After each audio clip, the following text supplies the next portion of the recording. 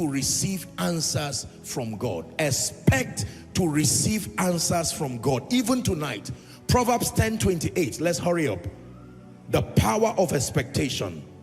Proverbs 10:28. The Bible says the hope or the expectation of the righteous shall be gladness. It says, but the expectation of the wicked shall perish. When the righteous expect, the Bible says it is gladness. I think that should be NIV or maybe amplified.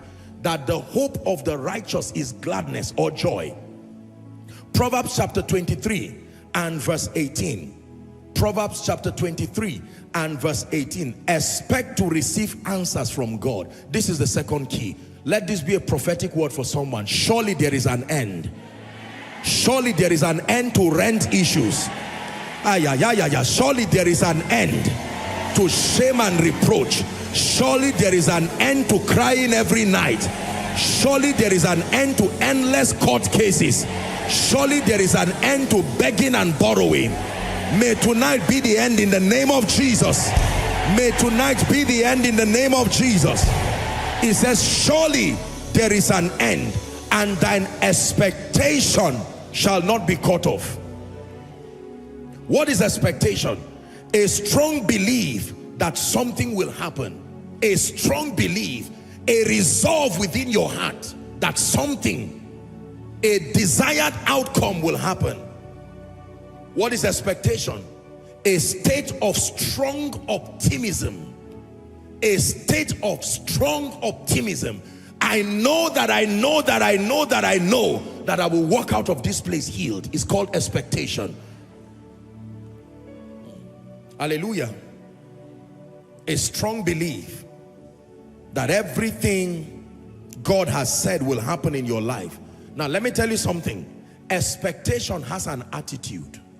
There is an attitude to expectation. Show me two believers, and while the word of God is coming like it is coming right now, for the one, you can see that there is an attitude of joy, excitement, enthusiasm. You are too expectant. You know you will be disappointed if God does not move over your life. And another is passive, careless, full of doubt. Well, amen. He looks around and sees people lifting their hands and says, oh well, let me lift my own hand too. I don't even know what they're doing. You see, expectation has an attitude. In Acts chapter 3, the Bible tells us that Peter and John went to pray at the hour of prayer, and they found a man who had been at Gate Beautiful, that he comes there every day, carried to and fro, and he looked at them, and the Bible says that Peter and John, he begged them for alms, begged them as he would usually do. And then the Bible says in verse 4, Peter and John, Peter fastening his eyes upon him said, look on us. I like verse 5. Let that be a lesson for someone tonight. The Bible says he gave heed to them, expecting to receive. My only encouragement is that don't expect to receive something. You must define your expectation. Give us this day, expecting to receive healing, expecting to receive a breakthrough, expecting to receive deliverance. Is someone learning now? Expecting to receive something from them. Now, do you know that most believers, and the Lord put this in my spirit yesterday, he said most matured believers do not grow because with their expectation, they deaden their appetite. I mean, with their growth, they deaden their appetite for expectations. And it's true.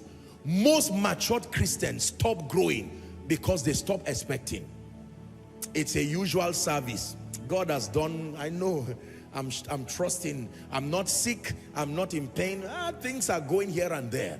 You see, and they don't receive anything again. Most matured Christians, when he said this, I took out time to table my own expectation and I prayed. I said, I will not be familiar with you. Just because you are using me does not mean I will allow myself to be cheated. When God comes, he blesses whoever is hungry, including the one preaching. The arrogant who is hungry and sounds like you are full. You know there's a way they can share food in a program and pass you because of your arrogance.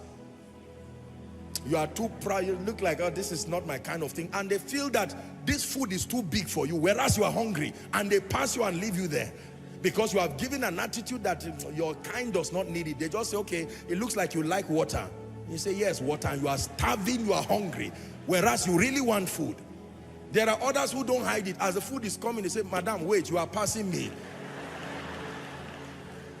I'm not misbehaving, but I will not allow my portion leave me. That is the kind of hunger. If you are too proud tonight, say, well, you are dying of a diagnosis, and whilst the power of God is coming, people are lifting their hands to receive. You are just watching, well, let's see here and there. My brother, you are the one who is suffering it. The one who wears the hurting shoe is the one who knows where it hurts. And so you must make up your mind. If your word comes, you receive. Are we together now?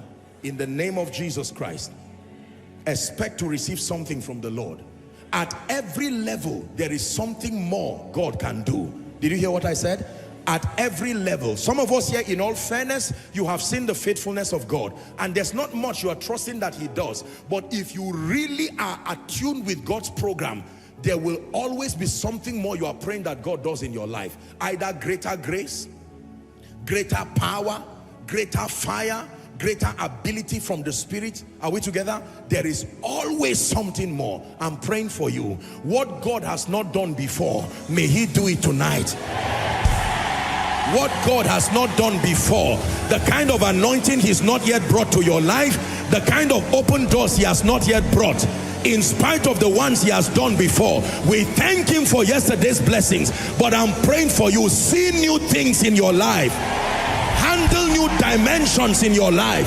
I say it again, see new things in your life. Handle new dimensions in your life. Apostle, God has been faithful to me. I agree. But has he brought you to a level where you can lend to nations? Has he brought you to a level where you can finance his program? Don't tell me you are rich. How rich? Enough to sponsor the gospel without being affected? If you are not there, open up your heart. There can always be more. I pray for you again. See new things. See new things. See new things. See new things in your life and in your destiny. Experience the more of God. Please be seated.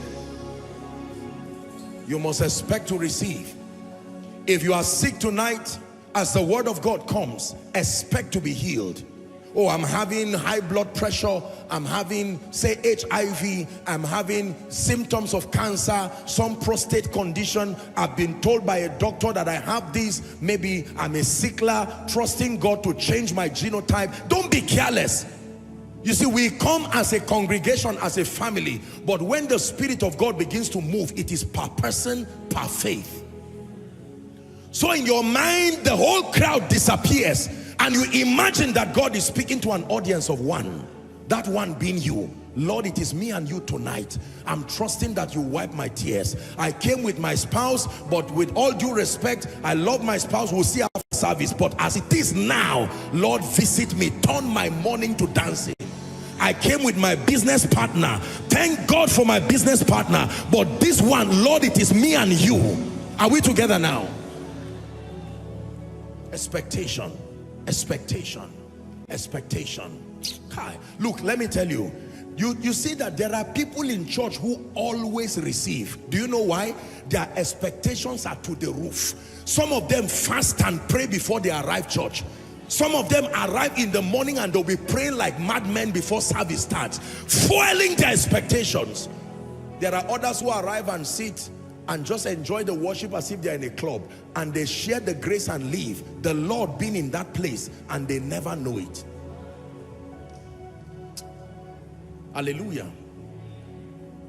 Father, you even encourage me by giving somebody an opportunity to testify my expectations. Lord, finish it. You've started already. I've already had a part of my testimony. I shouldn't go back without results. Are we together? Say, Father. Shout it. Say, Father. Tonight, I release my faith. Visit me. Turn it into prayer in 1 minute. I release my faith. I release my faith. I release my faith. Optimistic that this captivity will be turned around. Optimistic that you will open up doors for me. It doesn't cost you anything to touch the heart of my helper. It doesn't cost you anything to press oil upon my life for a new dimension. In Jesus' name we pray. So key number one, to see the mighty hand of God tonight, the hearing of faith. Number two, you must expect to receive answers from God.